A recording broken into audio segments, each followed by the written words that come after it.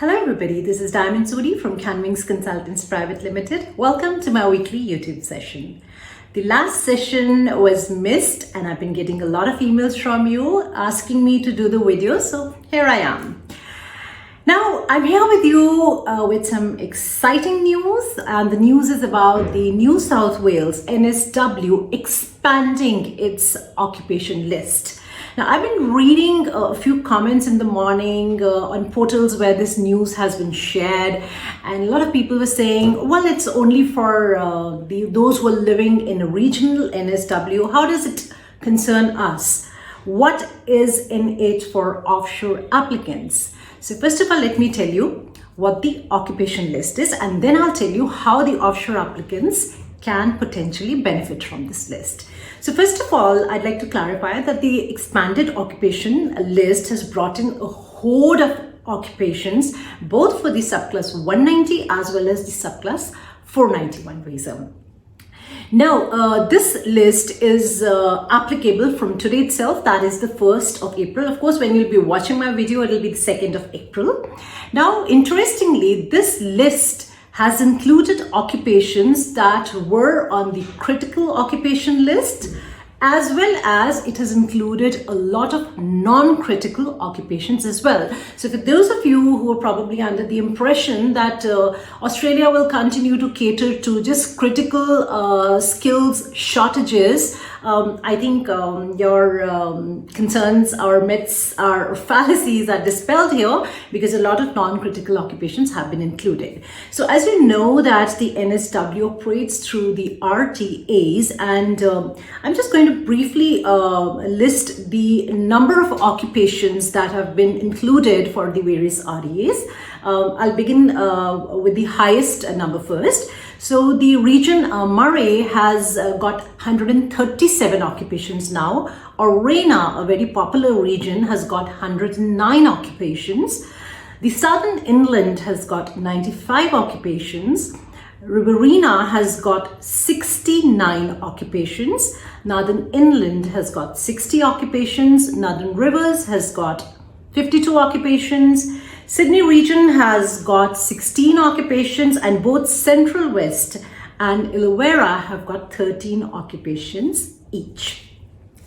Now, interestingly, there comes a rider along with this really interesting and a very expanded list, and the rider is that the NSW will no longer accept applications under Stream 3, which is those living and working outside of regional NSW. So obviously the occupations that were available earlier under that list, those who were living and working outside of regional NSW could also apply, but this particular list that has been introduced is currently limited only to applicants who are currently residing in regional NSW.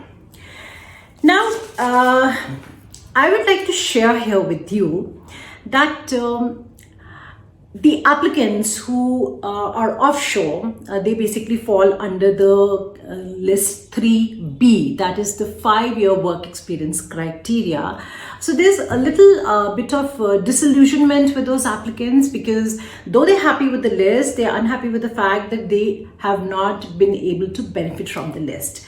So I'd like you to look at it this way. Please understand that when you're talking about Australia immigration, you have to be a visionary. You need to understand what a certain action can potentially lead to. So the NSW has come up with an expanded list. There was no need for the NSW to come up with an expanded list if their aim and eventual purpose was to limit the applications or the intake to just regional NSW applicants only. Though the NSW's nomination criteria as on today clearly says that only those living in regional NSW are eligible to apply, my personal take on this is very different, and that is that this list is going to remain the same for the year 2020-21. However, the state of NSW is going to later on ask offshore and other onshore applicants as well to apply for nominations under 491. Now you need to understand that when it comes to an onshore applicant and an offshore applicant, I feel that offshore applicants have some sort of an edge over onshore applicants in terms of competing for nominations. See, one of the major criteria for getting a nomination is proving your commitment to live in a particular state that is offering you nominations. Now, let's say somebody is living onshore, is living outside the NSW, but let's say he's living in Melbourne or he's living in Perth. We compare it with an applicant who's living overseas. So somebody who's living in Australia, in another state other than the New South Wales, will have a little bit of difficulty and a challenge in trying to convince the state government that I will be committed to living in NSW, because his or her having lived in another state could serve as a slight deterrent, whereas those who are intending to migrate from overseas do not have to face this handicap in any way. And the interesting thing I'd like you to notice here is that the other criteria remains the same. The points required to qualify for the nomination remains at 65, and there is no requirement for a higher English proficiency for specific occupations. For example, we do see that at times when the lists are released, they might add a caveat to certain occupations that, for a particular occupation, we want 7 bands in each section or an overall 6.5. So NSW has not brought in any such change, which means as long as you have 65 points and 6 bands in each section and your occupation is listed, you are eligible to apply. Of course, right now only the residents of regional Australia, NSW, can apply, but we are quite hopeful that at a later point, probably the offshore applicants will be invited to apply for the same list and under the same criteria. And we're hoping that the category 3B, that is those with 5 years of work experience, should be eventually invited to apply as well. Therefore, you need to understand that we have 3 months to go for the financial year 2021 to end.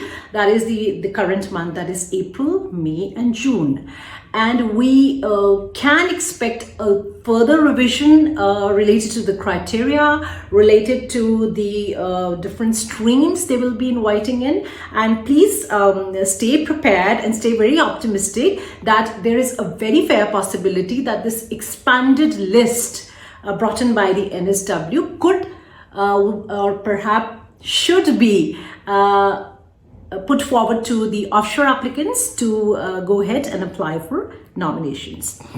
So with this, I'd like to end the video. We have a lot of more expectations from this month. We do expect some sort of revisions with other states, and we will be updating you as soon as we get those updates.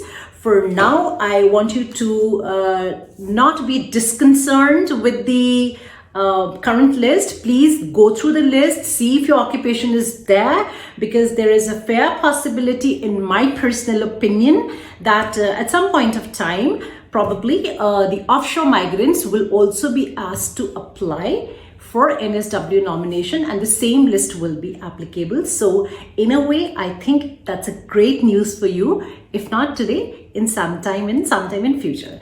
So see you again. Please continue to write to us. Send us your CVs on CaanWings@gmail.com. That is CAANWINGS@gmail.com, or call us in 78498 78498. Please subscribe to this channel so that you remain on top of all the news and you keep on getting all the updates. Until next time, bye bye and take care.